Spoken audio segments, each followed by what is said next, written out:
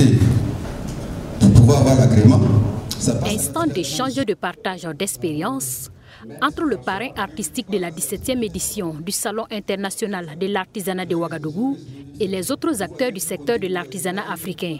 Cette rencontre est une tribune pour le styliste et modéliste burkinabé d'éclairer la lanterne de l'assistance sur les enjeux et défis du secteur de l'artisanat au Burkina Faso. Une occasion également pour François Ier de partager avec le public son histoire, son parcours ainsi que son expérience dans le domaine. Derrière cette réussite se cache un parcours parsemé d'embûches. Il y a eu des hauts et des bas.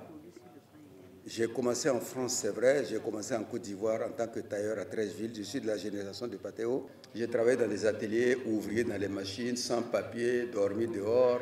Après, j'ai travaillé dans les ateliers de couture pour pouvoir payer mes études de modélisme. Les écoles coûtent très, très cher en France. Ça, je ne vous cache pas. Du modélisme, j'ai eu la chance d'être responsable de production, où j'ai dirigé, j'étais à la tête de presque 20 boutiques. Tout passait par ma main. C'est-à-dire, j'ai tout appris.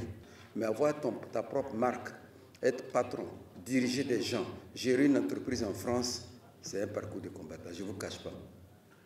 Il faut avoir le courage, il faut être royal, il faut cultiver l'intelligence et puis l'énergie, la santé. Donc, ce n'était pas facile. Je suis tombé 3 fois, je ne vous cache pas. Je n'ai pas honte de le dire. J'ai dormi dehors. Pour mieux maîtriser la chaîne de production dans ce secteur, François Ier Yamégo suggère la mise en place d'un modèle économique conforme. Aussi, le parrain artistique du CIAO 2024 ajoute que l'artisanat burkinabé doit relever plusieurs défis afin de répondre aux normes internationales. Ce a commencé par la formation professionnelle et la spécialisation. Il faut faire des formations pointues et puis il faut mettre en place aussi des leaders de veille informative. C'est-à-dire, quand je dis des leaders, c'est-à-dire des gens qui sont capables de réfléchir pour demain. Il faut aussi mettre des moyens financiers. Mais moi, je suis contre le système de crédit. Moi, je pense qu'il faut mettre un crédit leasing, c'est-à-dire permettre des gens d'acquérir le matériel tout en payant doucement. Mais il finit, quand ça les appartient, dès qu'ils finissent de payer.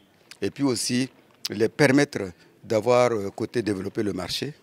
Et puis que aussi on essaie de voir avec les partenaires, soi-disant on a des partenaires un peu dans le monde, qui nous ouvrent aussi le marché. Surtout le marché de l'artisanat, le marché de l'industrie, pour que nous aussi, même si c'est 1% qu'ils prennent, que ce soit dans les textes, que nous puissions aussi aller vendre là-bas. Sinon, on vend beaucoup de choses chez nous, mais nous, on ne vend pas beaucoup à l'extérieur. Ce séminaire international organisé en marge de la 17e édition du Salon international de l'artisanat de Ouagadougou vise à offrir une opportunité aux différents acteurs de l'artisanat africain de mieux cerner les enjeux et les défis du secteur. Une rencontre au cours de laquelle François Ier a prodigué des conseils aux jeunes qui aimeraient emboîter son pas. Il existe selon lui 59 métiers dans le domaine de la couture et de la création. Et l'un des secrets pour réussir dans ce secteur, c'est la passion.